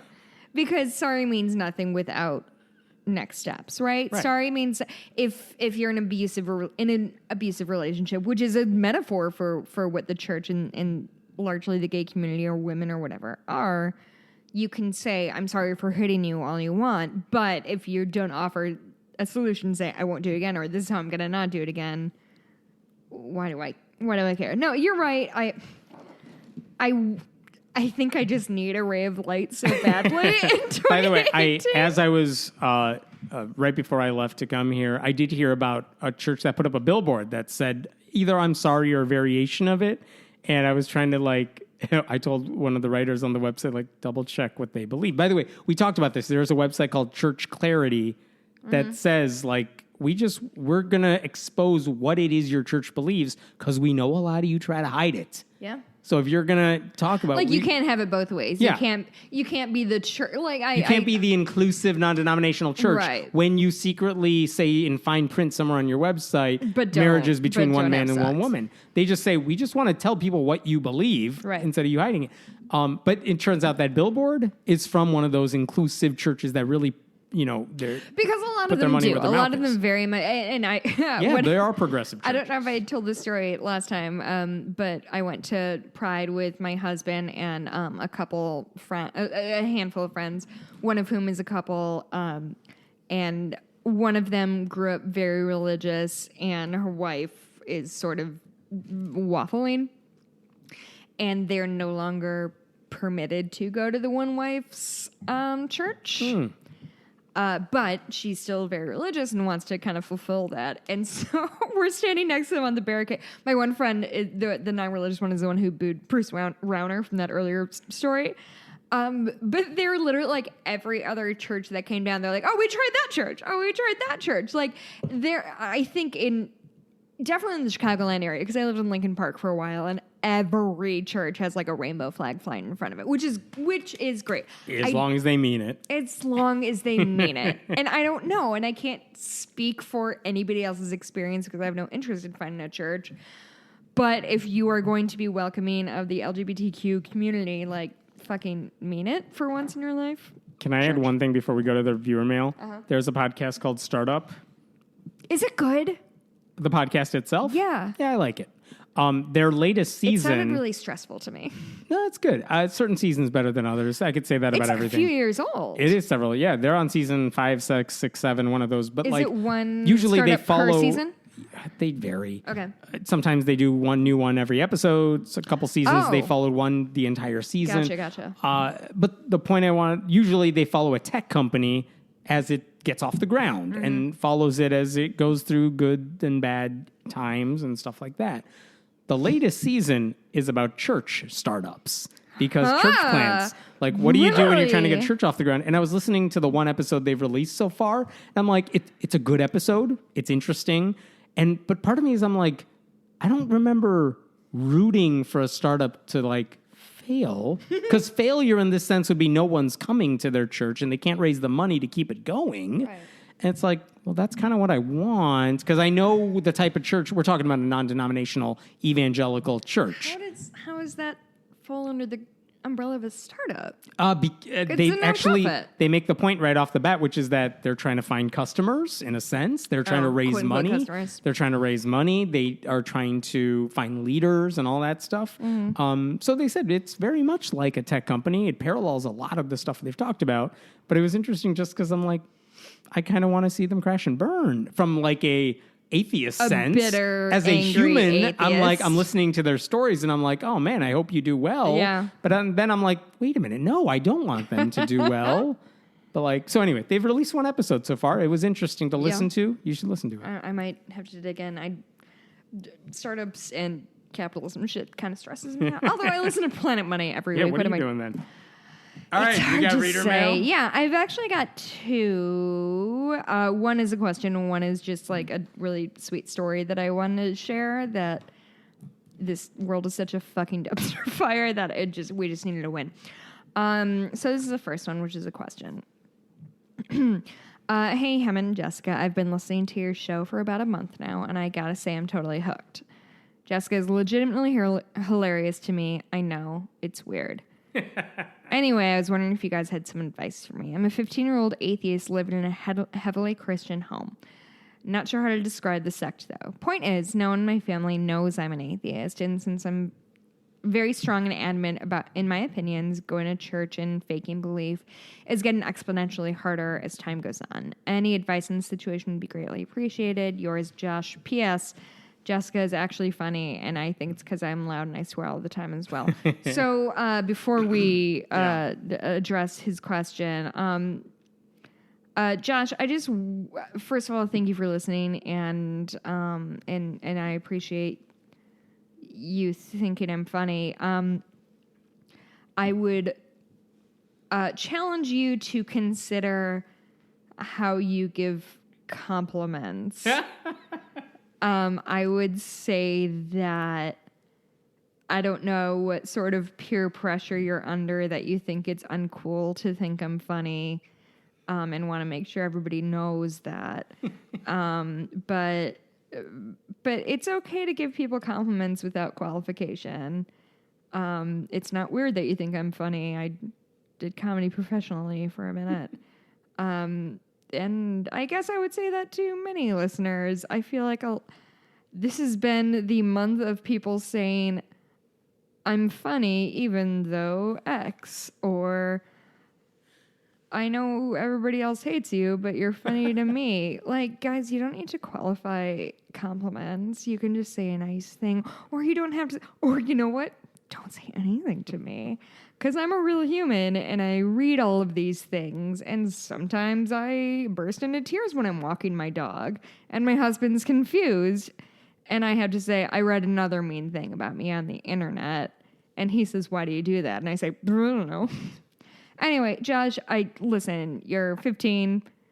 I appreciate you listening. I would just challenge the fact that you felt the need to qualify a thing you like. If you think I'm funny, say I'm funny. Do not feel that you need to couch it in the fact that it apparently is an extremely unpopular opinion. But Josh, you are a 15-year-old atheist in a Christian home. Listen, if you're living at home, you don't have a million options. Yes. If your parents make you go to church, you probably have to go to church. I would suggest two big things. One is you can probably find a community online, or at least a place where you could vent or talk about it. Yes. Back in my day, it was you could start an anonymous blog, or not anonymous if you fail up for it, but you could do that. If it's 15 years later and you have a podcast, it's not anonymous anymore. Hey, I've seen anonymous YouTubers. I've seen anonymous people on other social media websites, Reddit, whatever. For what it's worth, Josh, you're extremely lucky because you're 15 in 2018. I was 15 in 2000. There were fewer options for me. The other thing I would suggest, so whether it's posting your thoughts, whether it's learning about what people are going through, you could do all that, even if you're stuck at home. And sometimes you need to just vent. Yeah. And I think the internet is really valuable for it. And here's what I think is really valuable. Somebody, especially Josh, who's on and I don't mean to discount him as a human because he's younger, but like we've all been 15 and you know, two things, you're a teenager and you're a baby atheist. Like those two things tend to lead to a lot of like, I just need to vent my emotions, which is completely legitimate. I think that there are places you can go to be like, this is the stage that I'm in. I'm mad at Christianity or I'm mad at whatever. That's why I don't get people who trash kind of Reddit, because that is a younger crowd that is posting things, and they're like, well, it's a lot of memes and it's a lot of people venting. Well, it tends to hate women a lot. That too. But it's like, maybe not that subreddit as much, but I'm but they're younger people who are trying to vent and they have nowhere else to go. So I'm not surprised to see that. No, I think you're as opposed to well thought out debates. Yeah, I think you're 100% right. Because like when I go online, when I want to discuss religion, I've been doing this semi-professionally for 7-8 years. So, and I've been thinking about it my entire life. So I'm in a place where I want to have measured conversations with people who maybe disagree with me, but like the Noah's Ark memes, like I've seen them. Yeah. They make me smile and then like, but it doesn't blow my mind. 8 years ago, all I wanted to do is be like, oh, look at that meme that says, oh, if we came from monkeys, why are there still monkeys? And I'm Right. going to fucking tear that shit down. That's all I wanted because that was what I needed at that moment. So I think the important thing, Josh, is to find the online community that is for you, your age, and your stage in life. Until you and can find other stuff, whether it's in person or on your own or whatever. Yeah. The other thing I would suggest is if you have to go to church, if your parents are making you go to church, I cannot tell you the value it would be for you, especially if you want to be a vocal, outspoken atheist in the future. Learn the stuff they're teaching in there. Because if you want to debate this stuff, like I'm always hesitant. I hate debates in general, but like I'm hesitant about debating like the Bible because I'm like, I don't know it as well as, someone I watch like Dillahunty all the time. He knows that stuff. Yeah, Dillahunty knows that shit forward and back. Yeah, but I'm like, I didn't grow up in it, so I know parts of it, but I don't know the details like you guys do. So if you have to go to church, use it as a way to learn research. like, oh, this is what they believe. This is what that story is. And I can talk about that story because I know what they're talking about. So it makes it easier for me to debunk it. By the way, I don't care if you're going to a mosque or a synagogue or any other religious worship service either. Make sure you know what they believe because then you could say, no, I was you. I know what you guys are taught. I know what you believe, and here's why you're wrong about that. It's going to be so much more effective down the line, especially if you don't have any choice but to attend. What do? You like take mental notes if you can't take physical ones, and like, oh, that's the story they're telling. Here's why I know that's wrong. Yeah, 100%. And I would say that the sort of hole in Hemant's and my approach to religion is in a lot of ways. Well, you grew up as a Jain, but that's not. But no one knows it. So no one that's really not talks a mainstream religion. And I grew up, quote, the biggest quote fingers Catholic. But I don't know shit about shit. So like nobody is going to come to us and say, "Do you want to debate the Bible?" Neither of us is going to be teed up for that. But there are the Dillahunties and the Seth Andrews of the world who are very good at that because they have that. So if you want to be a part of the movement, that could be your avenue in. And if not, I mean, I know it's frustrating. Also, like everything about being 15 is the fucking worst. Like, not that she's listening to this, but to the YouTuber I saw this week, a video where it was like, I don't think I want to debate this stuff in the future, even though I talk about this stuff all the time. My first thought, I'm watching this video, I'm like, no, you should. You know what you're talking about. Yeah. I want you out there debating this stuff because you lived it. What's her YouTube No joint? Comment. Like, I don't want to single her out. I'm saying anybody. Like, when I hear people saying who are really smart, who talk about this stuff, and they're like, I don't really feel like I'm the authority here. I'm like, no, you are. Yeah, you really know that. You lived it. I'm you a know little it. torn about the, like, let's debate biblical theology because on the one hand, it's like, well, if they're coming to me with, this is why I believe this because of this Bible quote, is there anything more effective than saying like, well, a chapter? A book later, they said basically the opposite. But the other thing is like, well, I don't think I need your Bible to explain to me why children should be kept in cages. No, like, and I don't think it's more of a political says. or a personal thing. I think it's more of a lot of, even colleges and stuff. This is the sort of debates they like to have because it really does involve something important to everybody. And they want people who could speak effectively on those different sides. Sure. I cannot tell you, as someone who is public online about this stuff, how many times I've either gotten those requests personally or been asked, do you know someone in this area who might be able to debate this stuff? Yeah. And I can steer people to people in that community who are like, well, they know what they're talking about. Yeah. You should talk to this person. And God, like even aside from all of that, and this isn't like a regret in how I was raised in any stretch, but I was a literature major in college.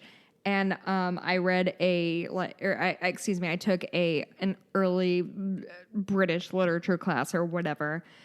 And my teacher specifically had to assign passages of the Bible to me, not to the class, but to me, Jessica, because I was like, I've never read Genesis. I don't know what any of this shit means. Like, it is in a real way a cultural touch point. If you're not a literature major and you want to make money in your life, then maybe it doesn't matter to you. But I don't know, like, Josh, you're not in a great position, but unless you feel There's a couple things.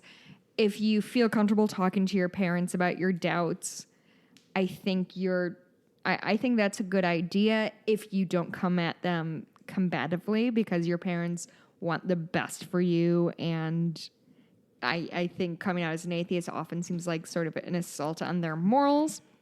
That's not to say they're right. It's just trying to be empathetic to make sure you have the best conversation with them possible, as opposed to like, fuck your religion, I'm out of here.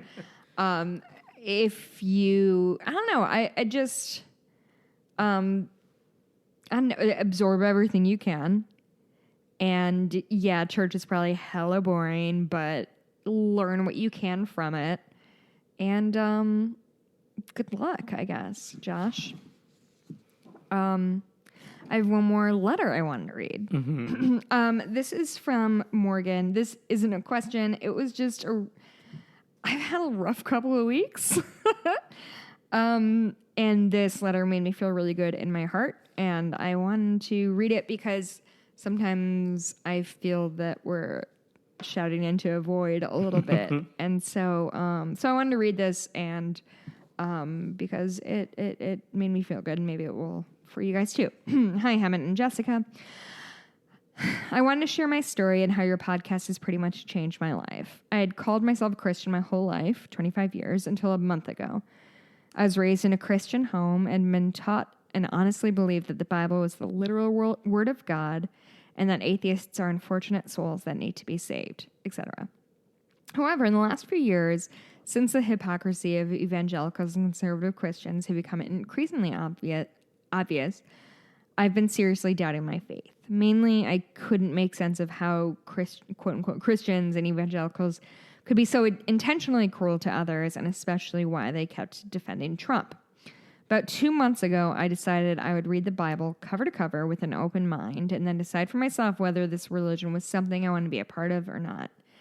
At the same time, I started reading more and more about science, evolution, space, specifically Richard Dawkins. I also searched for lectures and podcasts about doubt in Christianity, deconversion, and atheism. I was scared of the word, quote, atheist, my whole life, so I hesitantly started listening to one of your episodes. Wouldn't you love to know which, garbage episode you listened to first? I was shocked at how you guys instantly felt like my best friends, because literally everything you said was exactly what my views was on the same topic. I'd get outraged and want to rant with you. It was great to know that other people had the same standards and morals to me, yet are not Christian. Was I ever a Christian? I was so terrified to step outside the Christian label and acknowledge what I actually was, and your podcast was instrumental in helping me see that there is more to life than faith in Christianity. It's been a strange process of deconversion, and I was stuck in an existential crisis for a few weeks, but I'm okay now to call myself an atheist. In fact, I even told my parents last week that I don't believe in God anymore, and they didn't even judge me. So, all this is to say thank you. I'm finally myself, and I'm not living in the mental prison of religion. It's incredibly empowering to realize that there's no God always watching me and listening to my thoughts. Thanks for always speaking the truth and making great shows. I always enjoy listening because it's like hanging out with my friends. Morgan. Thank you, Morgan. That was beautiful. It was super well written, which made me want to read it. But man, God, that warms the cockles of my cold black heart. This podcast is something I love very, very, very much. Sometimes it feels like people listen to it so they can say mean things to us. Just me. You're the one saying mean things? All the time. Oh, Hammond, that's pretty rude. You're in my house and drinking my mediocre wine. How could you? Tastes good. You don't know. I don't. Anyway, Hammond, what's your happy thing this week, buddy? Baby's potty trained. One's done. Yeah, his oldest is potty trained. Apparently she did it in a fucking day and a half. He has genius human children. What's the other one doing? Is he... I'm changing that one's diapers every damn day. Wow, once a day? You're so brave. Many, many times a day. My happy thing, because it was such a shitty week, I rediscovered an album I used to love by Patty Griffin called Living with Ghosts. It's from 1996. It's really old. Not that old. It's from 1996. but I discovered it when I was working at. Do you remember Max and Irma's? They're not really in the Chicagoland area anymore. I've never been there, but it's a place to eat at. It's like a TGI Fridays, Chili's level thing, and I worked there all through college as a waitress. And there was this woman who was a waitress with me, and she's like this fucking badass musician. She was I think the first out lesbian I ever knew, and was just like cool and rock and roll and a guitarist. And I just was sort of obsessed with her. And she turned me on to this. To Patty Griffin and Living with Ghosts specifically. And it's just one of those things that, like, it came up recently, and I've just been listening to it nonstop. So if you're into, like, sort of folky acoustic music, I really like it. Sweet Lorraine and Mad Mission are my two favorites. Hem, where can I find you on the Twitters? I am on the Twitters at Hem and Meta. And I'm at friendlyatheist.com. And please go to iTunes and rank us all the stars. Yeah. And go to patreon.com/friendlyatheistpodcast. Yeah. Somebody said that I suffered from the delusion that I'm interesting. Sorry. Wow. The biggest drawback to this show is that the co-host, Jessica, suffers under the delusion that she's interesting. Anyway, he gave us 5 stars. So, like, that's fine. You can't even really be mad at the insult. Right? Like, do I take the 4 stars? I've always taken the full, if you're going to write a nasty comment on my website, but you clicked on my website, I'll take it. Yeah, like... And then I won't read it. I don't know. No, okay, I was going to say something terrible. Anyway, you can find me on Twitter at Blueberry, BLUEBURIE. You can find me... Oh, my Etsy shop is Bitches Get Stitched Done. I'm working... I'm almost done with a photorealistic cross-stitch of Jeff Goldblum's face, which might be an affront to God, but it looks really good. Take your word on that. Yeah, no, don't look at it. You can we always accept listener mail or just like nice words. Nice words are nice once in a while. And hey guys, if you want to say you like one of us, you don't have to trash the other, nor do you have to say, I know this is unpopular, but I like you. You can just say I like to say every email we get has many nice things to say about Jess, and they just ignore me entirely, which I don't care about, but it makes me laugh. They're like, Jess is awesome. Hema, here's the question, or like, here's the question to both of you.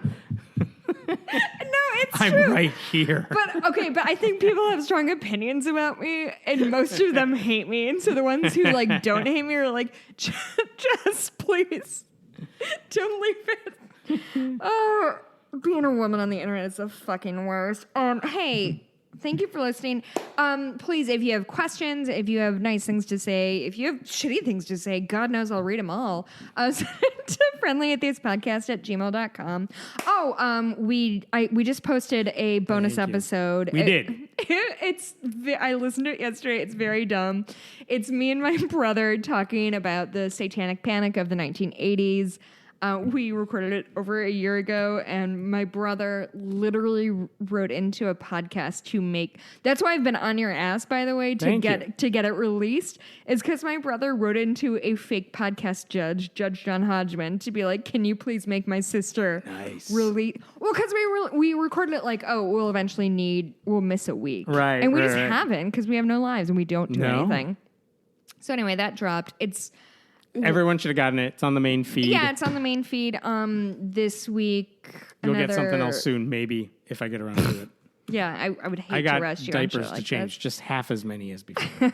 Yeah. Now you only have one baby, right? Sure. Well, and the older one's like basically an adult, right? Pretty much. Does she drive yet? Or? She's my ride.